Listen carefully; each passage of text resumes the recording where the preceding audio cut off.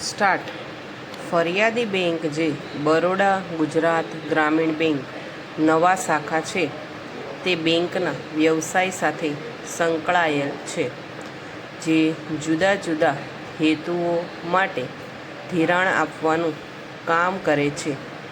આરોપીએ તારીખ 26/7/2018 રોજ કેટલને લોન એકાઉન્ટથી ₹3,30,000 પૂરાની લોન લીધેલ.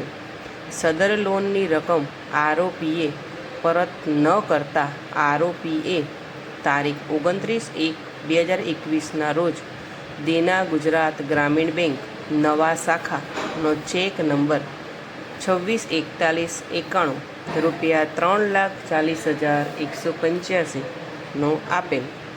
આરોપીએ આપેલ ચેક ફરિયાદીએ બરોડા ગુજરાત ગ્રામીણ બેંક નવા શાખામાં જમા કરાવેલ.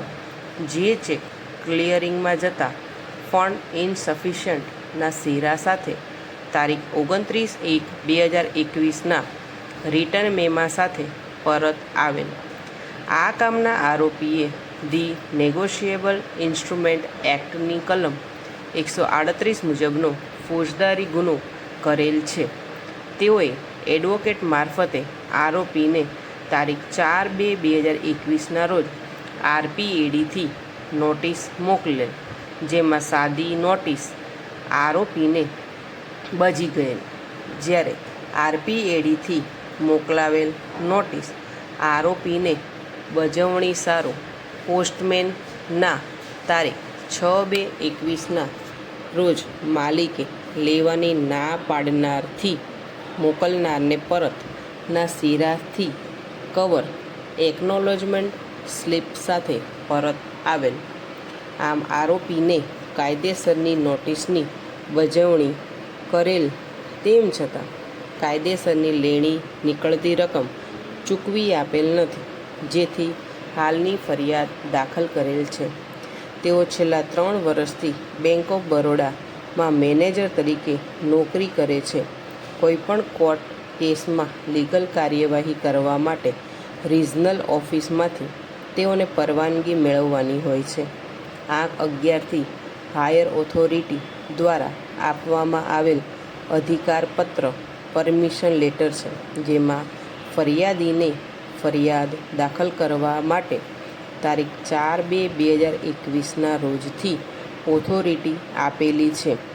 આ કામના આરોપીને જ્યારે લોન આપવામાં આવેલી તે વખતે તેઓ બરોડા ગુજરાત ગ્રામીણ બેંકમાં ફરજ બજાવતા ન હતા. આરોપીને આપેલ લોનની તેઓને કોઈ જાત માહિતી નથી. આંક 13 વાળો ચેક તારીખ 29/1/2021 રોજનો છે. આંક 13 વાળા ચેકમાં આરોપીની સહી અને બાકીની તમામ વિગતો અલગ અલગ પેનથી ભરવામાં આવેલી છે. આંક 13 વાળા ચેકની વિગતો કોણે ભરેલી તે તેઓ જાણતા નથી. કોઈપણ ગ્રાહકને લોન આપતા પહેલાં બેંક ગ્રાહકનો સિબિલ ચેક કરતી હોય છે. લોન આપતી વખતે બેંક જામીનદાર લેતી હોય છે. કોઈપણ માણસ તેઓની બેંકનો ડિફોલ્ટર હોય તો તે જામીનદાર તરીકે રહી શકે નહીં. દરેક પશુની કિંમત અલગ અલગ હોય છે.